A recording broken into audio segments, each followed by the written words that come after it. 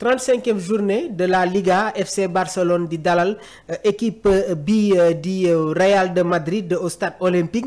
Donc am na une bonne nouvelle pour Hansi Flick à l'aube du choc face au Real de Madrid. Ki nga xamante ne nag moom mooy seen arrière gauche bi di Alejandro Balde moom jot na rejoindre l'entraînement collectif waaye tamit mun na intégrer le 11 du Barcelone ce dimanche à Montjuïc. Donc dañuy fas yéene ñëw ak yéen rek sur les détails yi nga xamante ne mi ngi circuler sur ce classico. Donc malgré la fraîche déception bi nga xamante ne am nañ ko en Ligue des Champions face à l'Inter de Milan, la reprise de l'entraînement du Barça est accompagnée d'une bonne nouvelle mooy ki nga xamante ne mooy Alejandro Balde absent depuis un mois moom jot na participer à une partie de la séance aux côtés de ses coéquipiers. Donc le latéral gauche de 21 ans est donc officiellement de retour dans le groupe et se tient à la disposition du staff pour le classico. Reste à savoir nag s'il sera à 100%, s'il sera dans la disposition pour débuter ce match dès l'entrée. Donc le staff catalan ñoom dinañu évaluer son état physique autour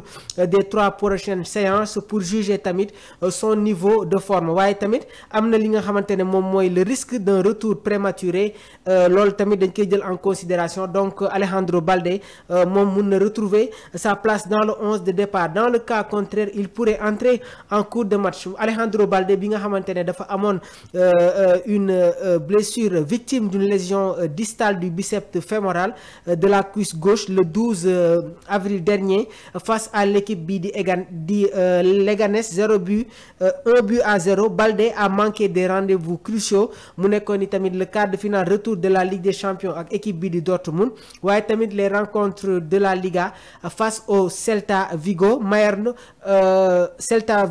Mallorca, Valladolid et que la finale de la Coupe du Roi contre le Real de Madrid. Pendant sa convalescence nag Alejandro Balde jot na liggéey sans relâche dans l'espoir d'être prêt pour une éventuelle demi-finale retour contre l'Inter, mais nag le stade n'a pas voulu précipiter li nga xamante ne moom mooy son retour. Donc la séance du jour bi nga xamante ne jotoon nañ ko organiser sur la pelouse du terrain Tito Villanova à la Ciutat Esportiva Juan Gamper a été consacrée à la récupération waaye tamit du travail individualisé pour les joueurs disponibles. Le groupe catalan nag poursuivra sa préparation tey ce vendredi à huis clos dans les installations de San Juan d'Espí. Donc mu nekk tamit une bonne nouvelle pour les supporters catalans.